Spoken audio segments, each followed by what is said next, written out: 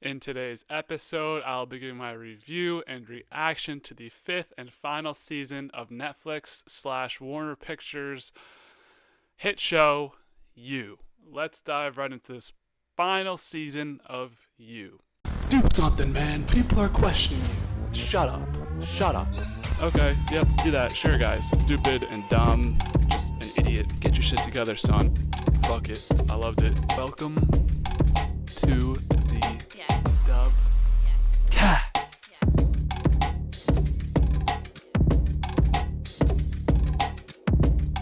Coming into the last season of You, I had decently high expectations.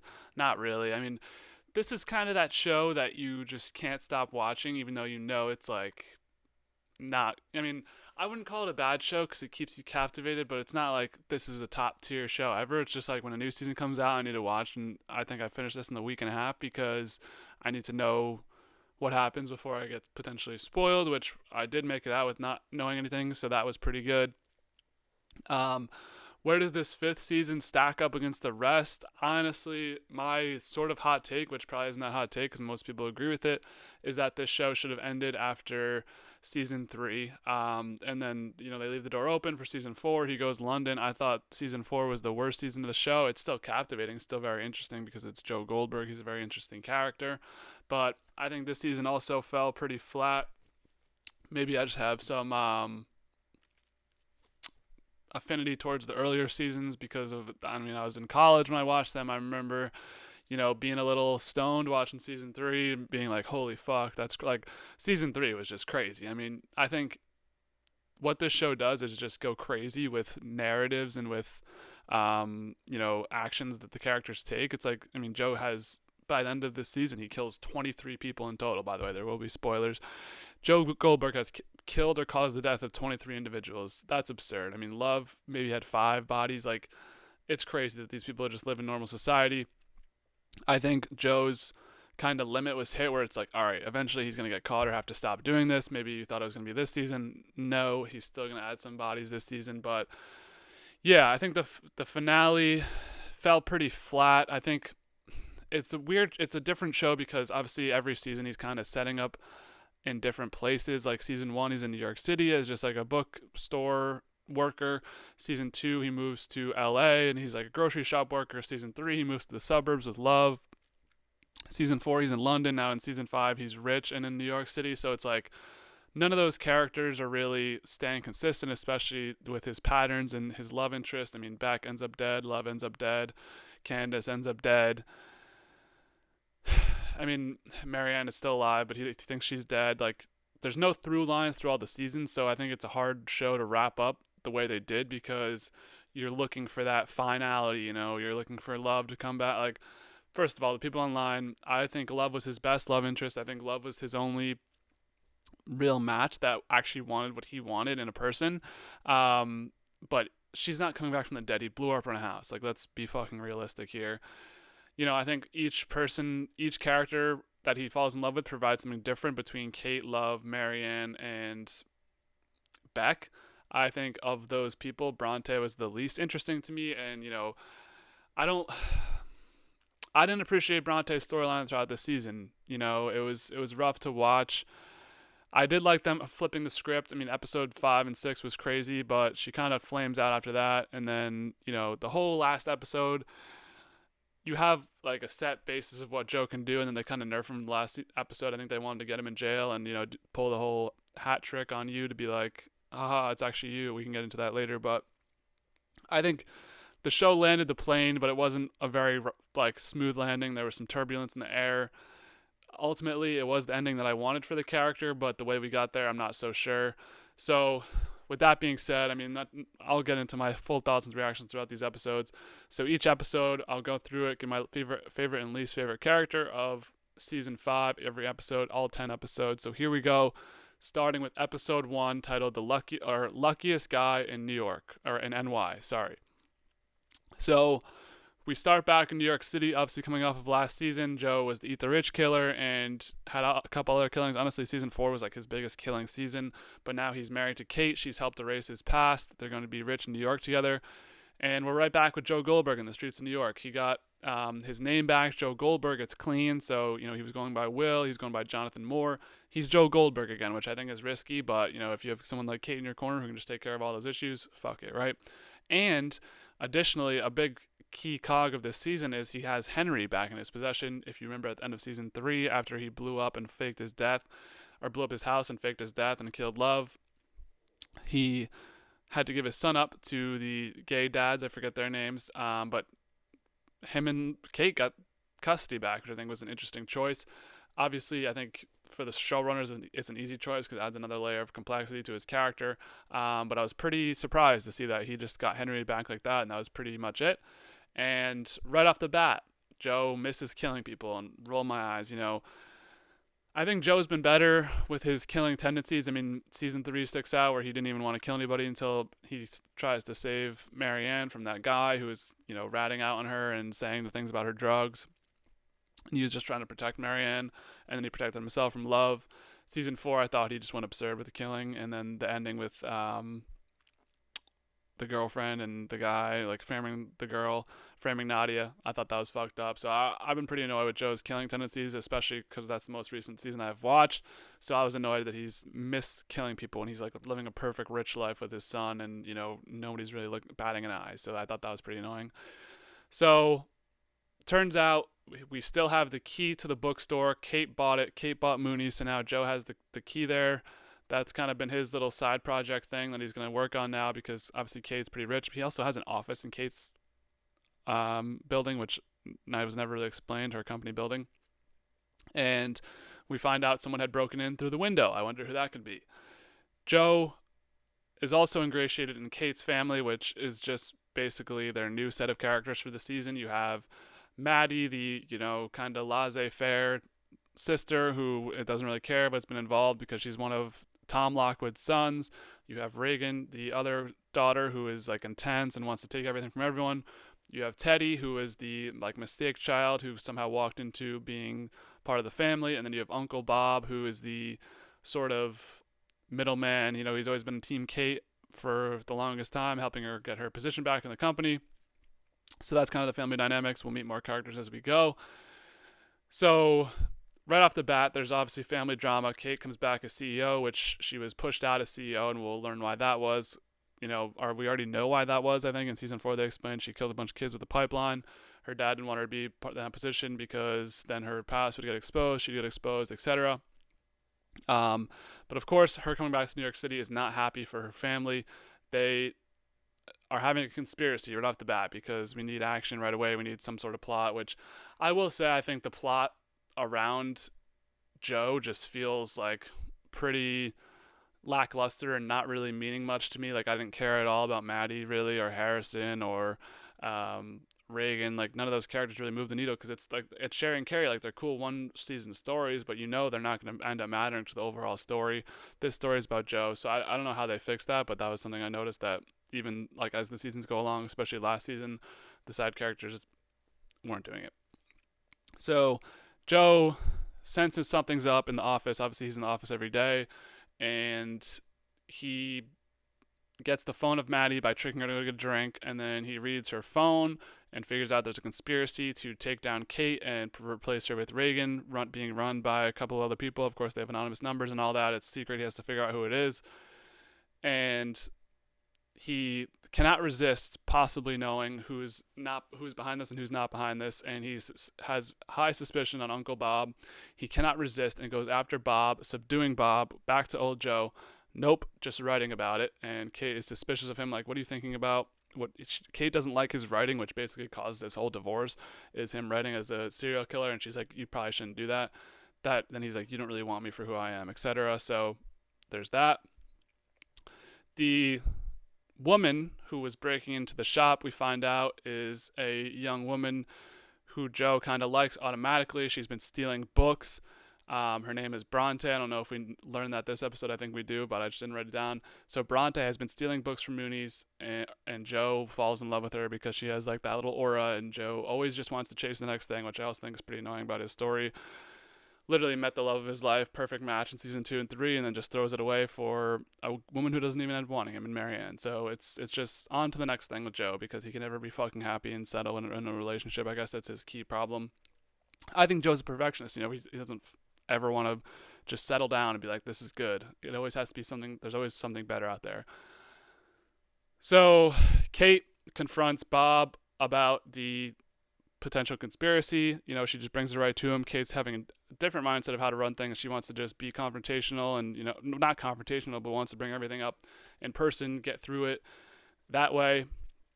So when she confronts Bob, he pointies up about everything. He admits to everything. He says, I leaked it to the reporter, and you helped cover up the murder of Reese Montrose, which is the politician from season 4, and I'm going to get you for it because, we want to be one with the CEO. You're falling out. You're not doing a good job. Typical. I mean, this is like Succession type plot level stuff. So Kate, obviously frustrated from this, gives Joe the barking dog who's ready to go kill the go-ahead to kill Bob, and Joe does the perfect Joe execution where he goes in there, chokes him, makes it look like he hung himself. So there's one on the board for Joe automatically. And we're back to the store now, and Joe has reopened it and allowed himself to be himself again, and that includes the cage in the basement. So, of course, the cage can never take a season off. We're back in the cage. We're back in Mooney's as Joe. New York City got a kill. So, decent start to season 5. My favorite character from this episode was Joe. I like that he was able to resist for a little bit, but he also just admitted to himself who he is, and what he did was necessary for this. I guess I agree. I don't even know if I agree with what I wrote there, but it is what it is. Least favorite, I got Bob. He was pretty mean about Kate and his family. Also leaked being the one trusted confidant of Kate, so I didn't like that at Bob. That'll wrap up episode 1. Episode 2 is titled Blood Will Have Blood. We start this episode out with Joe reopening the bookstore, and he has to protect the cage from Bronte. He doesn't want her to see the cage down in the basement, who he is also flirting with, of course, because what good is Joe if he can't flirt with every girl he sees? Henry has been at school, obviously in New York City. He does go to school with Reagan's kid. I'm not even trying to say her name because I don't remember her name. Turns out Henry hit her kid in the face, breaking her nose. Granted, Henry's like 5 years old at this point, so that's crazy. Actually, he may be a little bit older. But she might have to press charges. I mean, this is just a classic, like, rich family problem where, things go wrong. I don't know. I mean, I get the point because Henry is Joe's child. Joe's a violent individual. Kate also doesn't have the most pleasant past, although she's not the mother. Loves the mother. Honestly, loves violent as hell too. So I get what they're pulling at here, but this is going to cause a lot of controversy throughout the family. Meanwhile, back at the bookstore, Bronte's there by herself, and Joe says, "Don't go downstairs." So what does she do? She tries to go downstairs, but Joe and Henry walk in, so she thwarts that plot for a minute. Obviously, can't go downstairs while they're in the building. Reagan gets what she wants out of Joe and Kate at dinner, so they're gonna all have a dinner together to talk the situation out. Henry just hit her kid and, need to have a dinner to play nice. And she wants them to apologize and wants Henry to be removed from the school, both of which they do and agree to. But no, Reagan wants more. And, obviously nothing's going to ever be good enough for Reagan. She's kind of just like an asshole character. And then she also accuses Kate of killing Bob, which is semi-true, but a little bit concerning for Joe and Kate's camp, considering they actually did commit the murder. But, Joe did a good job, so there's not going to be any evidence there. But they do think, or she does throw that out in the air, so now it's a possibility for people to just start thinking about that. Bronte, back at it downstairs in the basement. She gets herself locked in the cage at Mooney's. Really stupid. And yeah, up until this point in the season, I mean, Bronte just seems like kind of stupid. I don't know what she was doing. There is the cover of the books being there, which we'll get to that in a second. But I mean, I don't know. I don't know why you're walking into the cage, and I guess we'll talk about it later. Henry, while at dinner, throws he throws a knife at Reagan's head. What the that scene was hilarious. I don't know what's wrong with Henry, bro. I mean, you're throwing knives at like 7 years old. Dude, this kid's gonna be fucked up. I mean, let's just say that right now. Hilarious scene. I don't know what. Wow. Yeah. So Joe finds Bronte in the cage. He fires her for going into stuff he said not to go into, and then lashed out a bit about being trapped in a rich family. And then she says, "Nice to meet the real you," which, knowing what we know now, that's kind of a in-depth line because, but we'll get to that later. So Reagan, we're in the office. Joe has made the decision to capture Reagan. Seems like Reagan has a sex fantasy with Harrison breaking in and then having sex with her. I don't know, it's some sort of kink, I guess. Joe takes her captive in the cage. So he's got who he thinks is Reagan captured in his cage, and then Joe gives Bronte her job back. Same episode, only a couple minutes. I mean, Joe's really just a simp. Gives her also the apartment above the store, and then she freaks out about the cage a little bit. Like, why do you have a cage in the basement? He's like, it's for old books to procure them and whatever. Yeah, I mean, the simp. I feel like Joe simps for Bronte more than he simped for anyone in the show, which is, a big part of why the season lacks, because he just puts his guard down completely.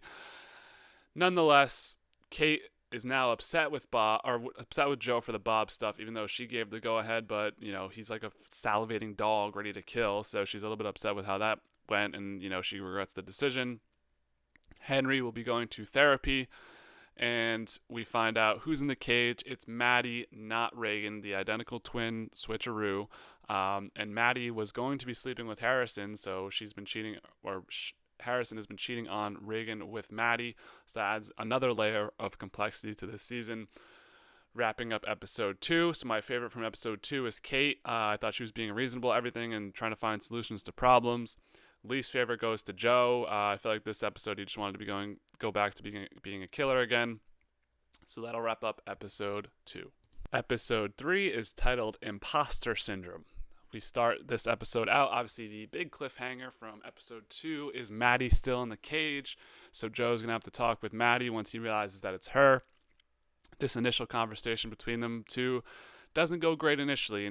She's a little bit concerned. Obviously, she's locked in a fucking cage, Joe. And Joe's going to have to really find a way to circumnavigate this issue, which we'll get to. It's a crazy way to find, a crazy solution to find, but we got there. So Maddie, I think, is running game on Joe in this situation. She reads him like a book. I mean, Joe's intentions this season are pretty obvious, and I feel like he's kind of fallen behind on his game. Teddy has done some research on Reagan. They're kind of in this pseudo war of ever since Reagan had the situation with her kid happen. She's trying to push Kate out. Kate's trying to push her out. So Kate uses Teddy to try and figure something out to go against Reagan. Turns out Reagan had some embezzlement early on in her career. So Teddy is going to use that now. That's some ammo they have in the bank if they need it against Reagan. Meanwhile, in the Joe and Bronte world, Bronte drags Joe along to a poetry slam and has her poem read aloud by her ex. And this is really embarrassing for her because it's like a very sexual, what's the word I'm looking for? Erotic poem that's read in front of everyone. She seems really embarrassed. She's, doesn't like this at all. And turns out her name isn't actually Bronte. Her name is Louise, and she's a dental assistant from Ohio. She just went under the personality Bronte for some reason, and that's all we know about her right now, but she's actually a dental assistant from Ohio, so, there's a lot of extracurricular stuff going on with Bronte that we're not really sure of. But this doesn't throw Joe back at all. The usual Joe does this crazy amount of homework. This doesn't ring any bells for him or ring any alarms for him.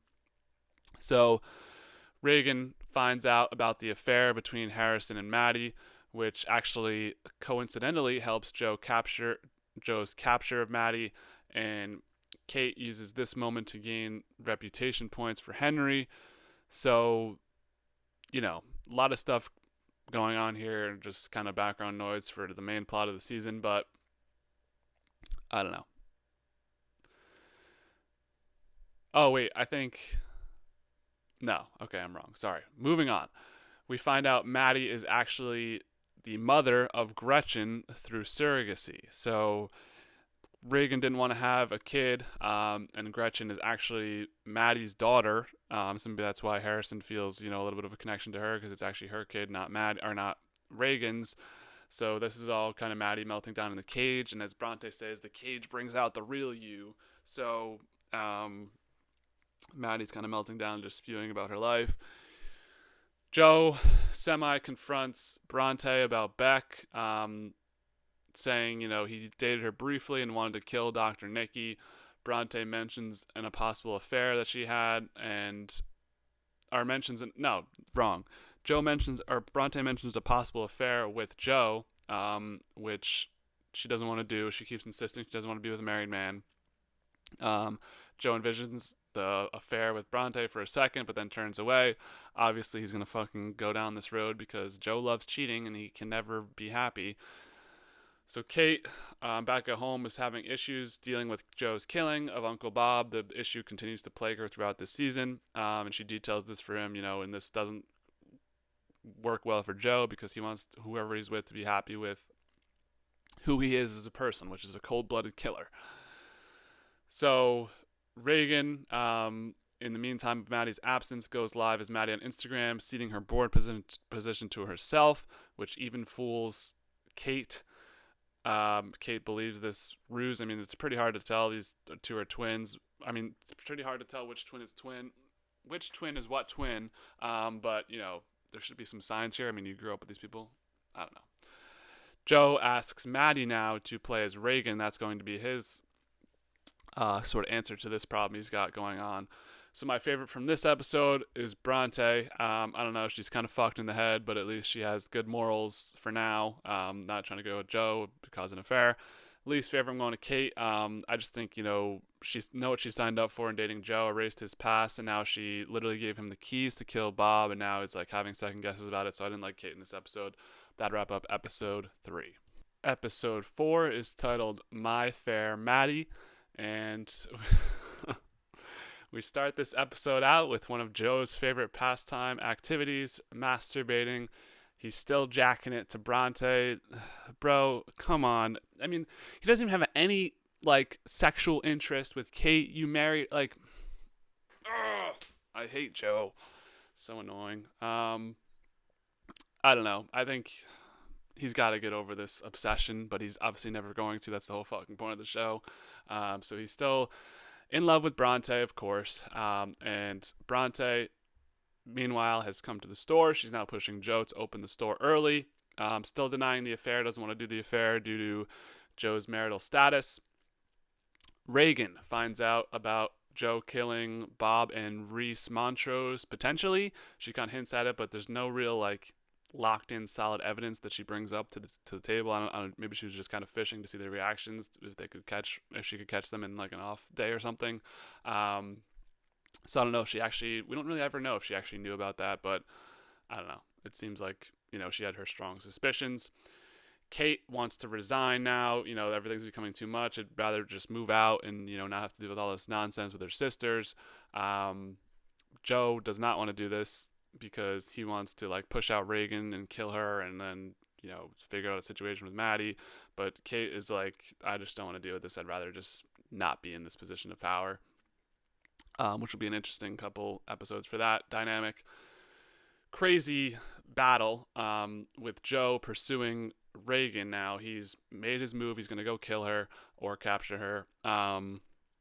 And she is doing Pilates or something, catches on to him, turns around and just beats him. And, there's a wild chase down in the house.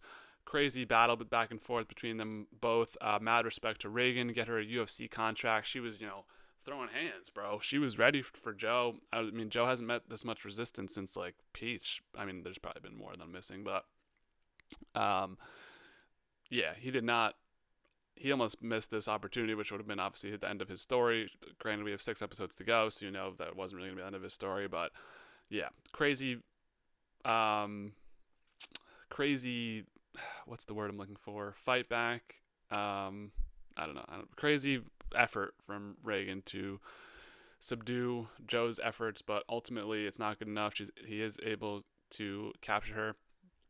Bronte, back in the store, finds Joe's writings, which he's been writing all season about how he wants to fuck her basically and be in love with her. Also, the serial killing stuff. I don't know why Joe keeps this stuff printed. I don't know why it's still accessible and why also she's so invasive. I think that question's answered in episode 6, but right, like from the beginning of the season, you're like, why is she so like poking around and being nosy and shit? But yeah, that's not great that she found the writings. Joe, I don't know, maybe put a lock in that cabinet or something. I don't know what that deal was. I think he maybe subconsciously wanted them to be found because he knows they've been talking about writing. I don't know. Joe, meanwhile, in the cage, makes an ultimatum to Maddie. Either she has to kill Reagan or he kills both of them. So pretty simple choice there that she would kill Reagan. But it's getting super toxic between Reagan and Maddie in the cage. She didn't want to Maddie didn't want to have to kill her, but Reagan still, old Reagan, the real you comes out in the cage, and Reagan's still being an asshole and talking down to Maddie, and she's not helping her case to stop Maddie from killing her. So Joe, at the bookstore opening, steps in once Clayton is having a loud confrontation with Bronte. Joe steps in to stop him from touching her. She still pushes away from the affair even after he saves her and the pages he wrote about her that she found. So we find out in the basement, Maddie has done the deed, killed Reagan. Not a lot of back story put into that, but it's the same old classic Reagan. She had a simple choice. She had to do it. She shows up as Reagan now out of the cage and says she is stepping down and giving all her board votes to Maddie. And this seems like off for Kate because it is off because it's actually Maddie playing as Reagan, but she does a good enough job in pretending to be Reagan. Kate is still not satisfied, which, I think Kate's just got a lot of moral stuff going on this season. Bronte threatens to leave the apartment and the store. And then what happens? Finally, 4 episodes in, they make out. So, of course, what is to be written is written. Stupid ass Bronte and Joe. I mean, Joe is always just looking for an affair. So my favorite from this episode, I'm going to give to Reagan. Fuck it. She had a good comeback. She's still just being a dick for no reason. I don't know. She was providing spice. Least favorite, I'm going Bronte. I just didn't like her consistently saying she wasn't going to give into the affair and then gives into the affair. I thought that was pretty lame of her. So that'll wrap up episode 4. Episode 5 is titled Last Dance. So we start this episode out with Kate. She is now going into the offensive against Joe, digging up dirt on him to try and figure out a way to get him out. I don't know why she initially agreed to get married to him after seeing what he did in season 4. Just seems like a bad decision out of her. I don't know what she was expecting out of this marriage. Maddie is continuing to have to play as Reagan, having a tough time integrating as her. She now lives with Harrison and Gretchen, her kid, but Maddie is very nice. Reagan's kind of mean, so she always gives like a nice compliment to Gretchen and Harrison, and they're like, that's interesting because Reagan's usually a dick, and then she's like, has to say something mean, which she doesn't like, so she's having a really tough time playing the role of both herself and Reagan. Kate discovers the affair between Bronte and Joe almost instantly after tracking his phone and following him around a little bit. She's now plotting with Teddy on how to get rid of Joe and how to get Henry. So this is an interesting twist thrown into the mix here, which is Kate trying to take possession of Henry, which is obviously going to piss off Joe a lot. But yeah, I mean, this relationship between Kate and Joe is just tumultuous this season. I mean, there's really nothing even there besides the one time where Kate's like, you can kill Bob, and then he's like, oh, I love that, and then that's like that's the peak of their relationship in season 5. So Joe and Bronte get it on BDSM style. I guess that's one of her things she likes, and they have a code word, and they're in her apartment, but she stops it early.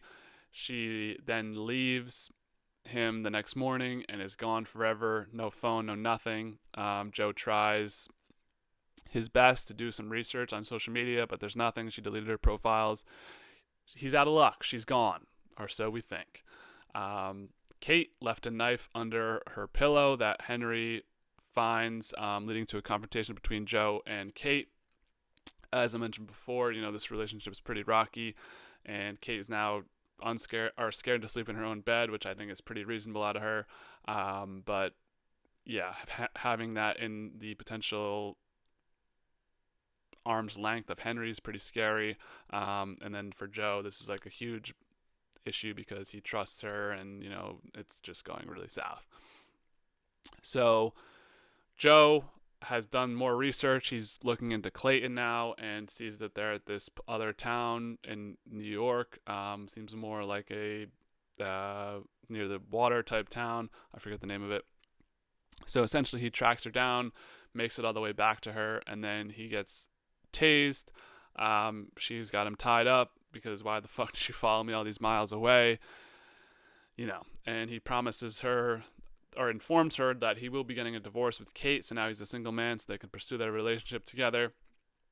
In the meantime, Kate is making an inquiry into what's going on with Maddie and Reagan. She goes to their house and she finds out that Maddie is both playing Kate and Reagan, and Maddie just fesses up everything to Kate, which Kate becomes this sort of like protagonist that we're supposed to be rooting for, with her, taking in, not taking in, but like going against everything Joe wants.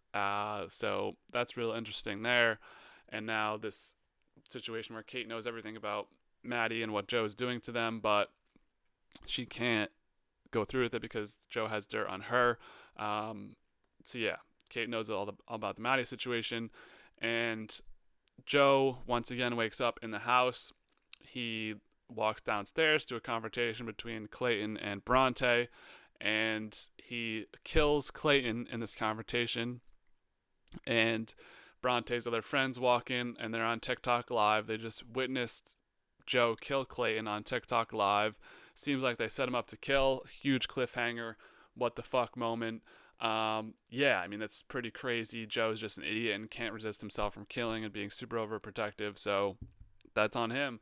Will it get him in trouble? Seems like he's escaped so far, so we'll find out in episode 6. So my favorite from this episode, I'm giving to Louise/Bronte, A+ acting. I was under the assumption that she was playing Joe, which she kind of was. A+ acting for that. W lady for somehow convincing this plan this deep down, and she's got to be helping out. I thought she was helping out one of our fallen soldiers along the way, which she was pretty much. Least favorite, going to Joe, simping, being over dramatic, and getting busted again. Uh-oh, buddy, get ready to learn life in jail. That was a couple episodes early on that one, but that's what I thought. Fuck Joe. So that'll wrap up episode 5. Episode 6 is titled The Dark Face of Love. This episode is mostly backstory to Bronte's story, so not a ton here, but there is some notable points. So we learn all about Bronte. She's walking into a session with her teacher who's on the phone. It's Beck, so she was one of Beck's students, and then we find out she eventually met a couple of friends who had like-minded individuals. A couple of people who were like-minded individuals wanted to know more about what happened to Beck, didn't think the story that was published was true, so she ends up moving to New York to catfish Joe, essentially. We find out Clayton's dad is Dr. Nicky, so Dr. Nicky was falsely put away for the murder of Beck in season 1. Basically, every step of the way that has gone through so far in the season was a way of their operation by all of the friends to get Joe implicated and find out the true reasons behind Beck's death and the other deaths in the show. Joe comes back to a pissed off Kate. Obviously, everything just went live on TikTok, so not great look for Joe there.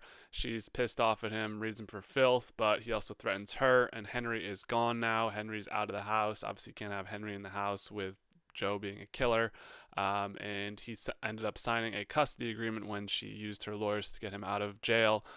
So unknowingly, he gave custody to Kate of Henry and temporarily while caught up in the lawyer jargon and BS that you have to sign to get out of jail. Bronte is questioned by the police, and after all we've watched, all this backstory she's been spending the last couple of years waiting to catfish Joe and get this moment on TikTok Live, she ended up falling for the trap that everybody else falls for and says Joe was just acting in self-defense. Really frustrating plot turn here. It seems like Joe's going to get away with it forever. So good, decent episode. It was mostly filler though, of just Bronte's backstory. Her friends and how she got involved. She was on Reddit and just wanted to see what was happening with Beck, so she did more and more research. Turns out they wanted to know more about this Joe character, and then tracked him down in New York City, and the rest is history. So my favorite of this episode goes to Kate. She owned Joe when he walked back into her house, and seemingly subdued him for the moment. Least favorite going to Bronte.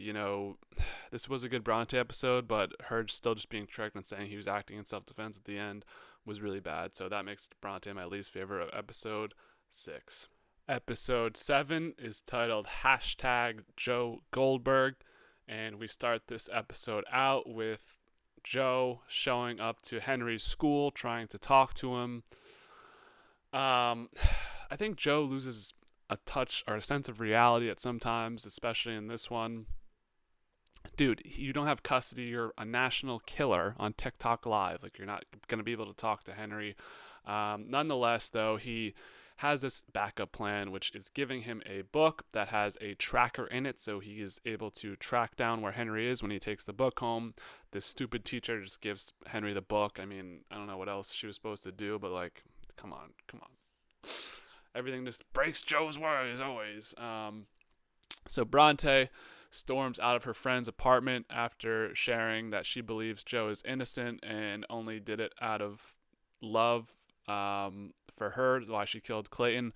Obviously, her friends are like, what the fuck are you talking about? We've been researching for years. You moved to the city to do this thing, and now you're falling in love with him and saying he's innocent. And, she doesn't tell them about helping the police, or not helping with the police. Ugh, I don't know. I was not loving Bronte at this point in the season. Kate gets Maddie out of the picture, sends her off to do some vacation. Smart, because, Joe could just lash out on anybody. So Kate's trying to, clear this area out so there's no splash damage, send her off to go off with Harrison, whatever. That's a good idea, but, it's not really going to work, I think, because she ends up coming back anyway. So Joe gets to the safe house where Henry is, and Henry sees him, walks downstairs as Teddy's in the, entrance level. Joe and Teddy have have an altercation. Joe is about to potentially knife Teddy. Henry walks down the stairs and sees him do that. So it's like Henry, although young, really understands that Joe is just not a good guy. So Joe is asked to leave. He leaves. Phoenix and Dominique, who are Bronte's two friends, do an expose on Joe on TikTok, #JoeGoldberg, which this is your callback that everybody's been waiting for. We get a bunch of the old characters. So starting it off, we have Dottie, Love and 40's mother, speaking out against Joe. Obviously, she was never a fan of Joe, so she's clocking him on this TikTok Live.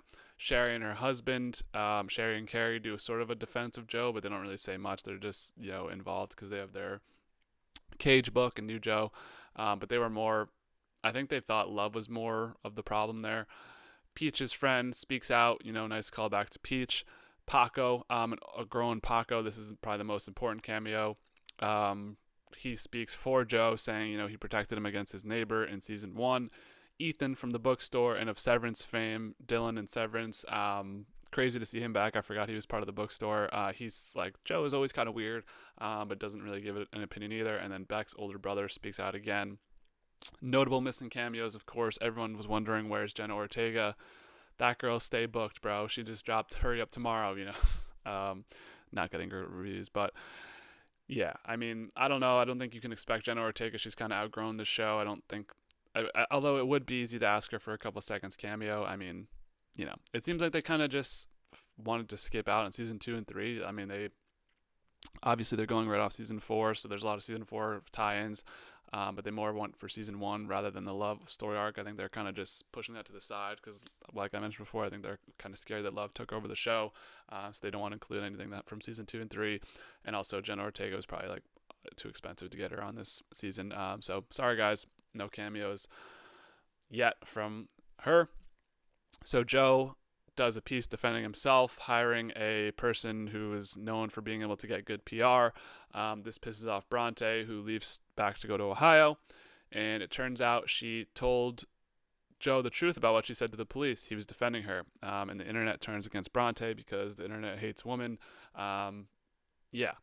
So Joe potentially saves Bronte from being kidnapped by a crazy incel guy who's like trying to get her because everyone's defending Joe.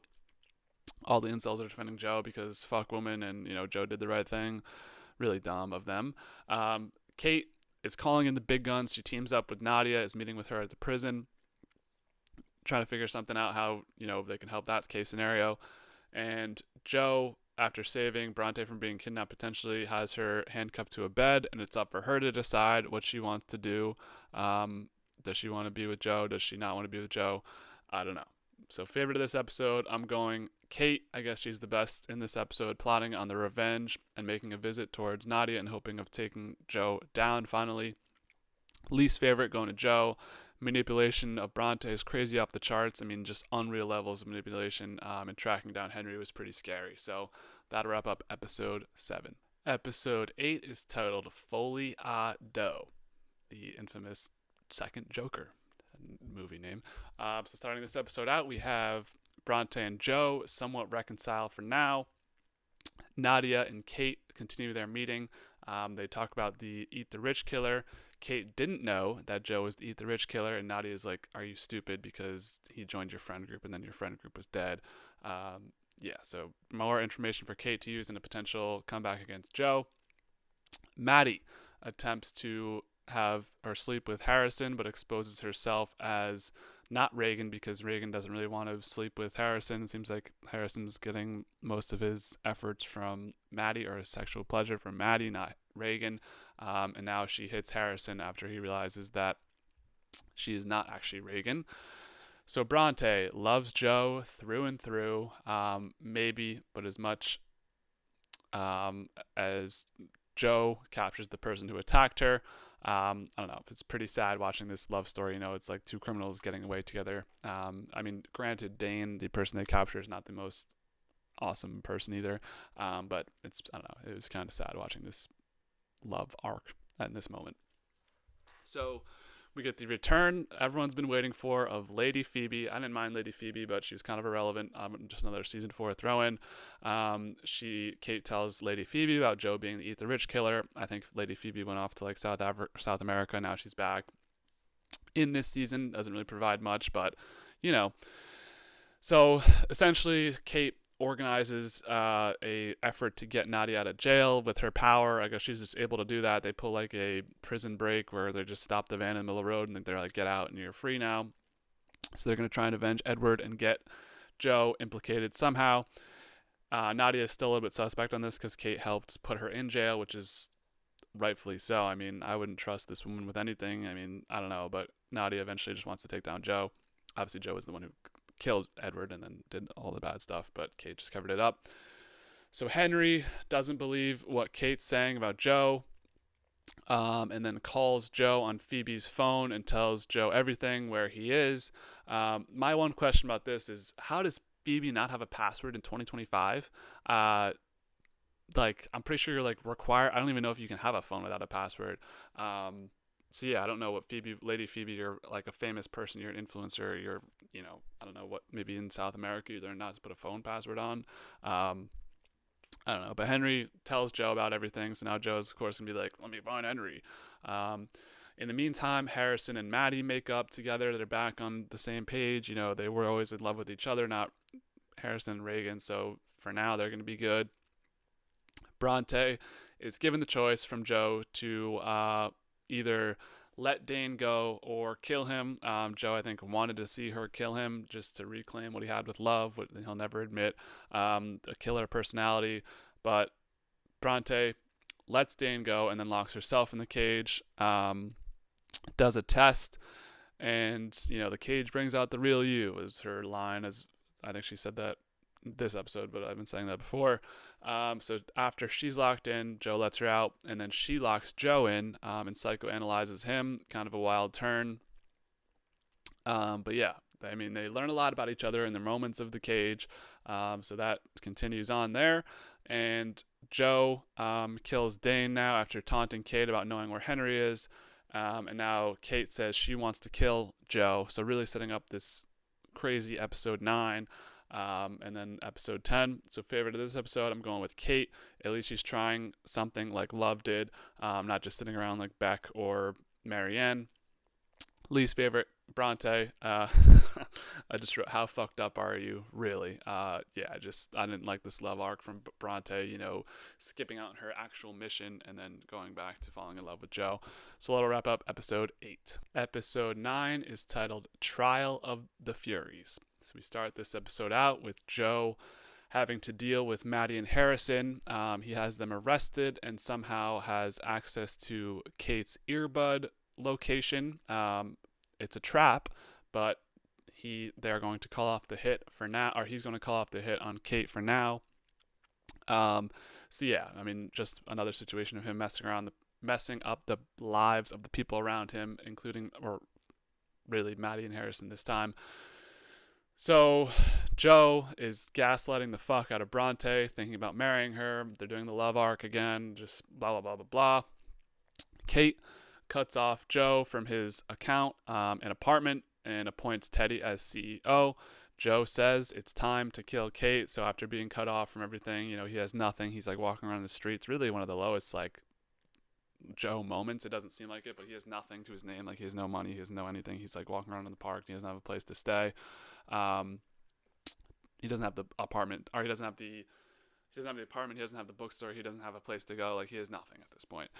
So Kate gets Joe with the decoy of the earbuds, which was crazy. The person's walking with the earbuds in, and then as Joe approaches, they turn around. It's not Kate, so Joe got love to see it. He now gets locked in the cage, and we get the return of Marianne. Wowza. I wasn't expecting a lot of people to come back for the season, but I was excited to see Tati Gabrielle as Marianne. Seems like she's in a lot of stuff now. She was just in Last of Us as well this week and a couple weeks ago. So great return from her, where she gives a mad, passionate speech about Joe, about how fucked up he is. Really reads Joe for filth, as she should. She's the most screwed over by Joe because at least Love and Beck are put out of their misery. Marianne was locked in a cage for like weeks, had to fake her death. Lost. Her kid, granted, I don't know what happened with her kid during those weeks. Marianne had a really, really scary experience. Obviously, ending up dead is not ideal, but throughout the whole process, I feel like Marianne had the worst of it. So while she's in the bookstore, Bronte also walks by the bookstore. She heard of Marianne through online things and, knows Marianne as one of the potentially linked dead bodies to Joe. So Bronte's surprised to see Marianne still alive. And then Marianne kind of gives her the rundown of the relatable speech and reminding Bronte of her original cause to get Joe and capture Joe. So I liked Marianne coming back and being that kind of spark for Bronte to switch her mindset. So W appearance from Marianne. And while Joe is in the cage, of course, the women are arguing amongst themselves. Nadia, Kate, and Marianne are trying to figure out how to go about this.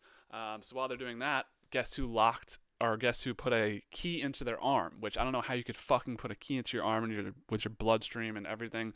This is my like WTF moment of the season that felt like we kind of just escaped reality. But Joe, of course, had a backup plan. He's got the key to the cage in his arm. Kate walks back downstairs, and Joe grabbed the gun, shoots her, and then slams her with a hammer. And Maddie is in the bookstore now, locks the basement because she's pissed off at Joe for what he did about arresting them.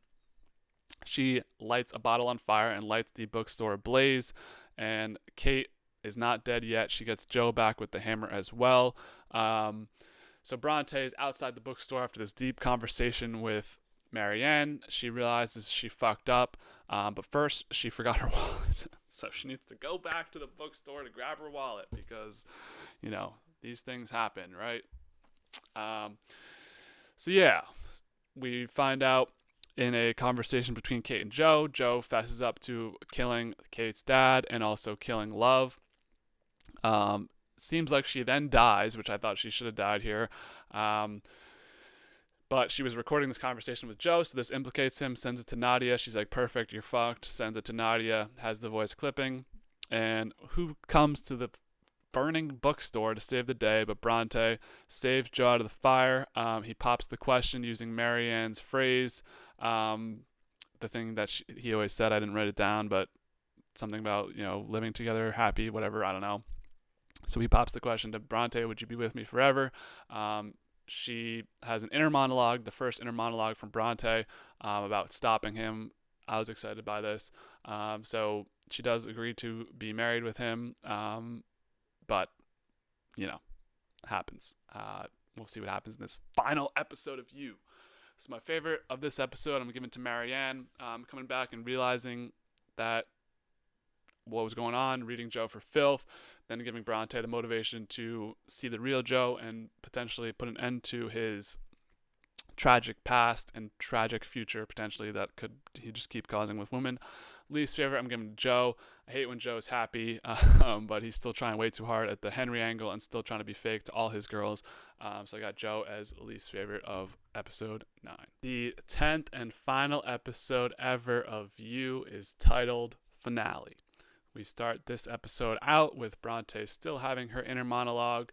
She's thinking about shooting Joe right there on the spot, but she questions to herself, how do I give you the ending you deserve? I think that's a direct quote right from the showrunners. After 5 seasons of Joe's nonsense, how do you give him the proper send-off? As we try and do that during this episode. So Joe is in contact with Will Bettelheim from season 2, played by, I forget the guy's name, Robin something, I forget, Robin Lord something, I forget, Robin Lord Taylor, hopefully. So obviously good to see him back, but his mission is going to try and get passports for Bronte and Joe, and also get Henry back to Joe.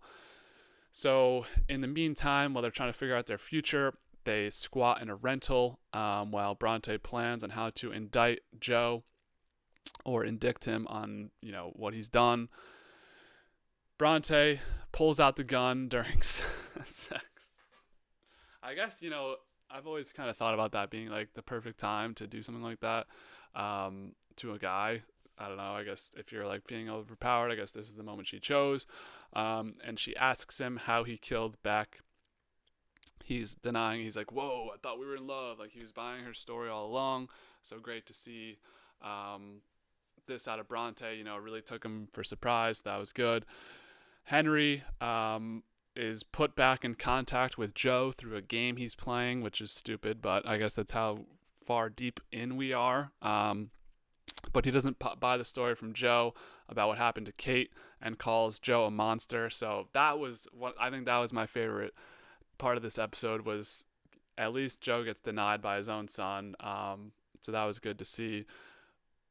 Joe, he's really lost everything. He's lost Bronte. He's lost Henry. He's lost Kate. He has nothing left. So really he's just bare bones at this point. So of course, while Bronte has the gun pointed at him, what could go wrong? Everything. He jumps her and seemingly shoots her. She had snapped her ankle previously. They're in the water now outside, and he potentially drowns her. Seems like Bronte is dead. So the cops were called by Bronte through a fucking cracked phone screen. This was really stupid. Like, this stuff doesn't have to be this layered of like a horror story of her like having a cracked phone and she can't get through the phone to get to call the police. Why can't it just be a normal phone? She presses, calls the police. Anyways, the police do make their way to come and help potentially get Joe. There is a cop in the woods. He's running around in his underwear in the pouring rain during this also. But he kills the police officer who's right there looking after him. So add another one to the list. His final kill is this police officer. So Bronte, after seemingly being drowned, didn't actually die, and now holds Joe at gunpoint, shoots him in his groin area, please don't tell me Joe is about to die. I did not want to see Joe die. I don't think that's the proper ending he deserves. He deserves to be freaking taken for what he's done, and has to pay the price. So we yada yada through his trial, which I thought would have been interesting to see. Seems like they kind of I thought that we were gonna get like a nice hour and a half finale here, like White Lotus style, but no, they just kind of yada yada through his trial. He gets convicted for a lot of murders. It was a messy trial, as Bronte puts it. Wish we could have got to see some of that, maybe some callbacks to all the heinous crimes he's committed. So we catch up with all of our meaningless characters that no one really cares about. Nadia now writes and teaches, being freed of her crime. Harrison and Maddie are free now, going to have twins themselves with Gretchen, which is a weird story considering how Maddie killed Reagan. I guess everyone's just come to terms with that. Kate somehow survived the fire, which was the dumbest part of this plot. I mean, she was literally dead to rights, hit with a hammer, shot in a fire. I guess she escaped, though. She's burned. Her corporation becomes non-profit. She gets possession of Henry, which, is a thing, I guess, that happened. Thought that was pretty stupid as well. Marianne now does art, which is good for her. And Beck's book is redone, taking out the parts that Joe added in. And so our final character update is Joe. He's in jail, and he's calling me the problem. I'm the problem. I'm just watching you commit murders, brother. You killed 23 people. I, as seen through evidence of this podcast, I was not fucking on Team Joe for most of this season, and most of last season as well, and most of the seasons. So I get it though. He calls out the people who are watching him and glamorizing him. I think they had to put that in there. I respect that. He's got a point though, so I respect that. That's how we ended out. Joe's in jail for life. Buzzcut Joe, Buzzcut Penn Badgley. That's how we do it. Favorite of this episode, I'm going Henry. He clocked Joe and ended up being the straw that broke his back. He's done. He has nothing. Least favorite, Joe. Bad vibes again. Has no full trust with anyone and still not being accountable for the lives he took. So that's it. That's You season 5. I think they landed the plane. It was rocky. I don't know how we're going to look back on this ending in history. It's always hard to end a show. I think they did what they could, and I thought the Bronte thing, they were too far in with that, so she was just going to be the person to stop them. It's hard to do this show when you're switching every character or switching the main character in different settings in each season. So overall, I'd give the ending probably a 5.5 out of 10. It could have been a lot better, but ultimately, I did want to see Joe end up in jail. I did like Henry getting to him. So that's it. Joe Goldberg's in jail, guys. We did it. No more You. I think maybe we went 2 seasons too long with this show. What do you guys think? What did you think of the end of You? Yeah, that's it for You. So coming up on the channel, we're always doing TV reviews. Next TV review will be Andor season 2, and then we'll also have Dark is my new side quest. Actually, not a lot of shows airing. Survivor finale, but should be a pretty packed summer show run of shows that have already happened. Unfortunately, that's just what I'm watching, but movie reviews as well coming on the way, and yeah, sports content as well. So just expect everything from the Dubcast. We're always throwing everything at you. So thanks for sticking along for this whole way. Make sure to subscribe, like, comment, dislike, do your thing. So as always, be easy, y'all.